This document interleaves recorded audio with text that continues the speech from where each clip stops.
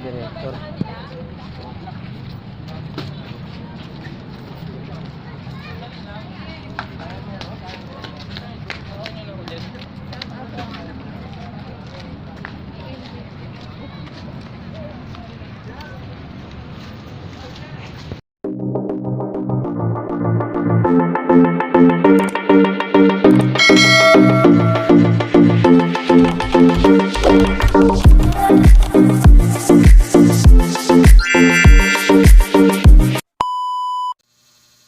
Hello guys, magandang umaga no. Magandang umaga sa ating lahat. At ito nga po madaling araw pa ngayon, no? Alas 4, gumising tayo na maaga para gawin yung routine natin, yung uh, devotion natin ano. So Bible reading and sabay na yung nagkakapit tayo. Maaga tayo nagising guys kasi parang hinahanap-hanap natin yung ganong devotion na sa umaga. So okay naman kasi maaga naman ako nakatulog kagabi, so maganda din naman yung tulog ko, pahinga ko, medyo maayos yung gising. So yun, nakapagkape na ako, and then nakapag Bible reading na rin ako. Prayer siyempre sa umaga, salamat tayo for the whole week na ginawa niya sa atin, always safe, type, malakas. So guys, today isip ako kung anong yung pwede kong gawin, no? So ako naman nakapag-isip na rin na today pasyal-pasyal muna ako sa labas. Medyo hindi naman siya nag-uulan ngayon, so lalabas na ako mamaya, and then puntahan ko yung lugar na kung saan hindi ko na napupuntahan no madalas ano. So mamaya guys, punta ako dun sa Boulevard, ano, yung madalas natin puntahan. Sisilipin ko siya mamaya. So ngayon guys, ito ako pahinga muna no, kasi katatapos lang natin mag kape, yun nga, ang devotion natin. So nagpe-prepare na rin ako ng gamit ko para mamaya pag ano.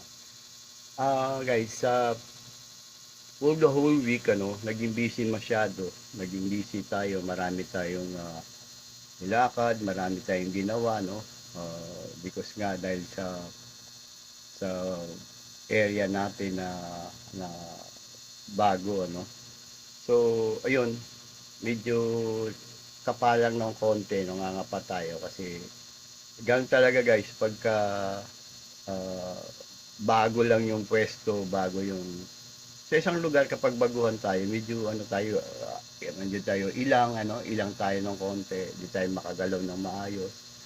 So siguro mga after 3 days o 1 week siguro magagamay na rin natin lahat yan. Yun, di ba guys? Ito nga, today is rest day natin, so pahinga. Kung anong pwedeng gawin, yun lang ang pwedeng gawin natin. Kaya mamaya-maya konti, labas muna tayo ng konti para maaliw-aliw naman tayo no, for the week na talagang isip, katawan, di ba? Andun yung medyo tayo, naging napagod, medyo stress ng konti.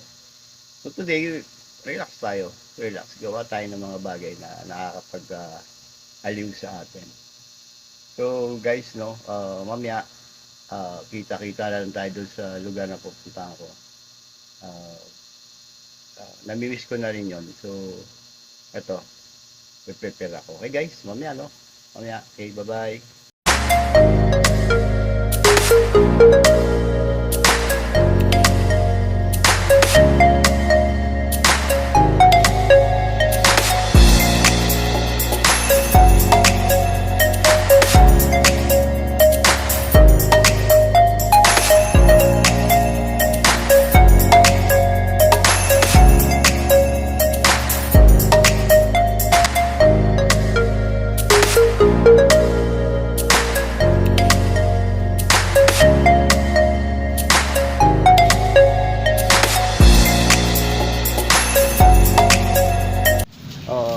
guys, good morning dito tayo ngayon sa sa Boulevard. And then ito kasi guys, madalas natin itong daanan dinadaanan natin to everyday. So ngayon, curious lang tayo tingnan natin, silipin natin for 7 months dumadaan tayo dito. So guys, silipin natin. Ito yung pupuntahan ko, yung muli kong pagbisita sa lugar na to. Ayan guys, Dolomite, Manila Bay Dolomite again. Silip ulit tayo. 7 months tayong hindi nakapasyal dito sa lugar na to. So tingnan natin ulit kung may pagbabago. Okay? Yes, sir. Ito, kamay ko masurayan. Check. Thank you, thank you. Thank you, sir.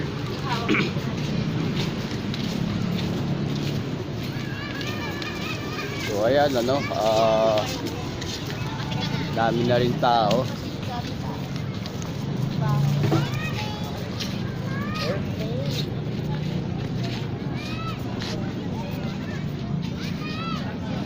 So again guys, ganun pa rin naman medyo wala rin man pinagbago. At yun, dahil pumapasyal. Okay. So ayan silip lang tayo dito sa lugar na to guys. Dinaanan lang natin at yun nga, halos ganun pa rin naman pagka weekend talaga, so family bonding, diba? Dito rin yung mga miyembro ng pamilya pagka wala kang trabaho guys. So dito talaga, dito ang pasyalan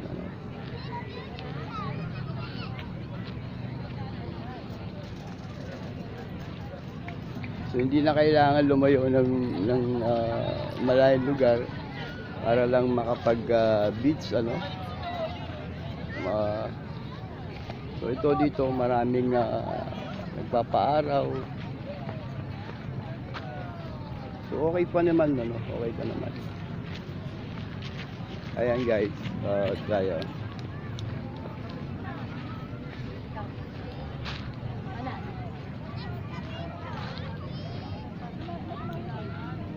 Naging curious tayo kasi halos palagi tayong dumadaan dito for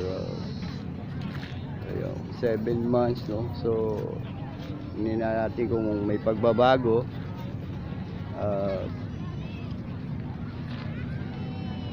Yun guys may mga still construct pa rin yan, like doon under construction pa rin talaga. So well anyway guys muli nating nasilayan uli yung Dolomite.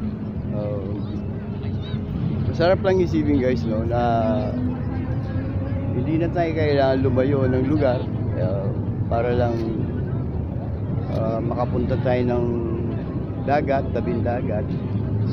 So itong side na to, Manila Bay Dolomite Beach, well na rin to okay na rin siya para makapag relax ka dito sa tabing dagat. So ayan, sa katulad na yung nakita natin guys, dito nagpapasyal yung mga pamilya para lang mga langhap man lang ng sariwang hangin. So iba talaga yung simoy ng hangin guys pag nasa tabi ka ng dagat talagang random mo yung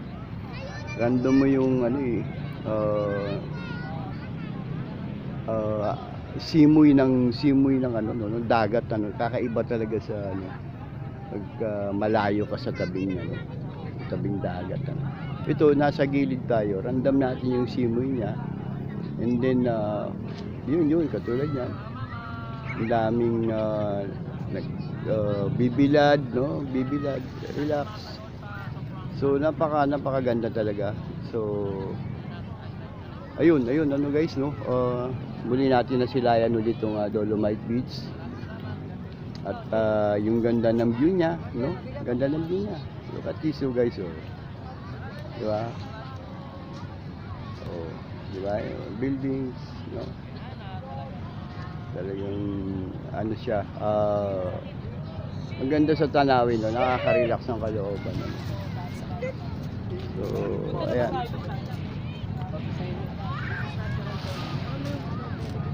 So, napakainam pa rin talaga, no? Yung ginawa na ito ni, President Duterte. At yun,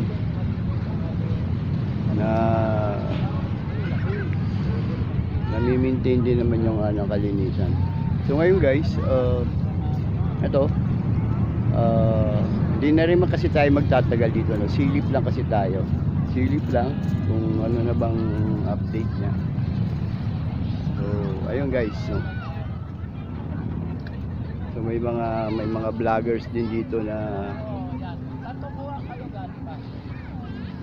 diba? Ayun, katulad dun guys, no? May vlogger din dito na nag-interview ng mga tao, experiences, no?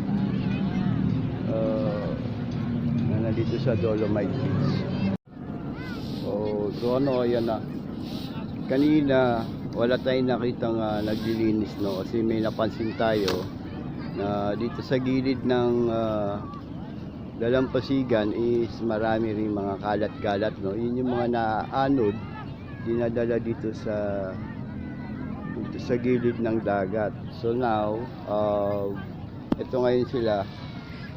So ito yung tropa na yun, na maglilinis, nag-maintain. So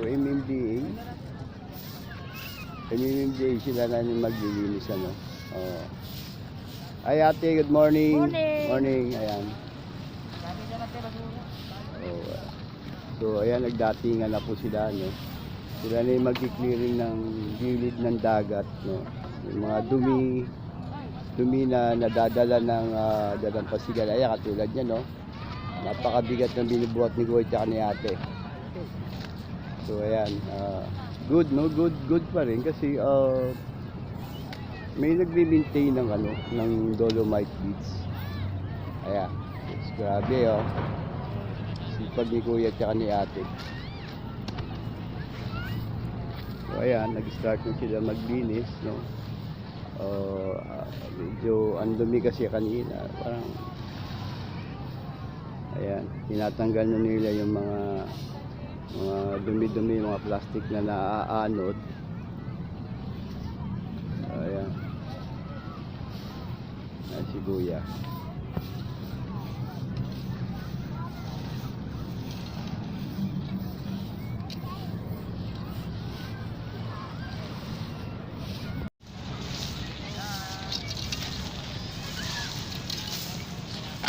Ay si ate, kinukuha na yung mga kahoy-kahoy, mabibigat na party na naanod ng dagat, no.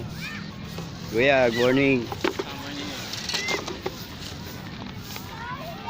Dati iba yung naglilinis dito, kuya, no? So ngayon MMDA na. MMD yung nag-maintain dito. Talaga? DNR. DNR. So maganda yung this nalilinis pa rin yung dagat. Ito yung mga nakukuha dumi guys, naanod ng alon. So ito yung mga dumi, oh. Yan sila kuya, i-maintain nila yung kalinisan ng tabi ng dagat ng Dolomite.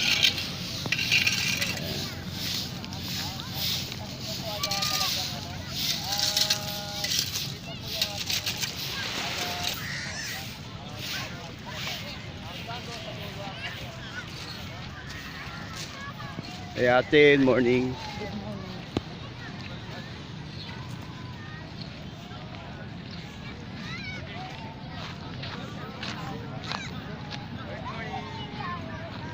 So yan guys, palabas na tayo, no. So ganun pa rin naman talaga itong Dolomites, ganun pa rin.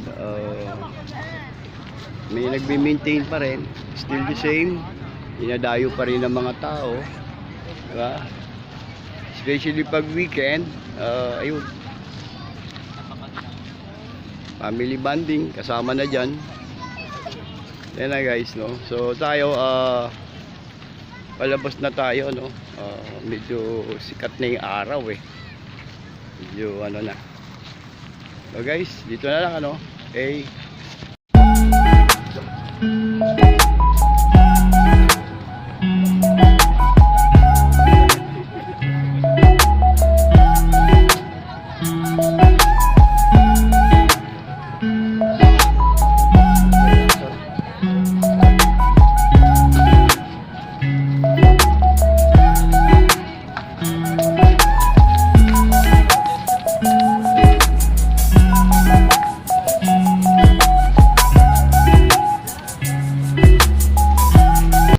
So guys, ayun, nakalabas na tayo, no. Papunta na tayo dun sa ano, sa motor ko saan naka-park. Okay? 1 hour later. So guys, ano, dito na tayo, no, nakabalik na tayo sa bahay. At yun nga, galing na tayo kanina dun sa sinilip natin na Dolomite, ano. Yun yung araw-araw na dinadaanan natin. So naging curious tayo.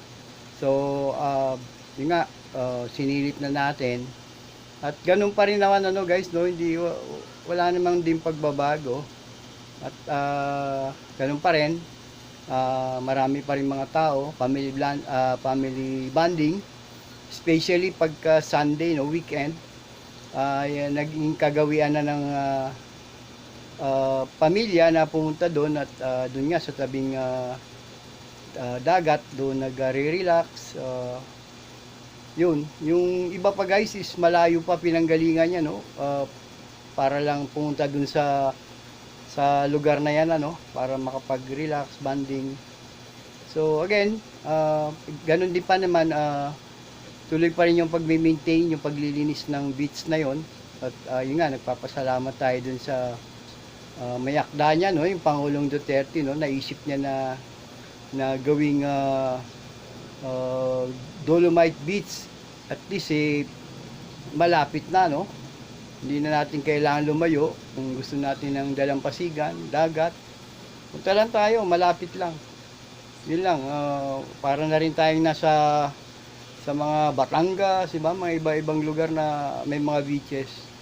So yun guys, ano, muli nating nasilip for year 2023.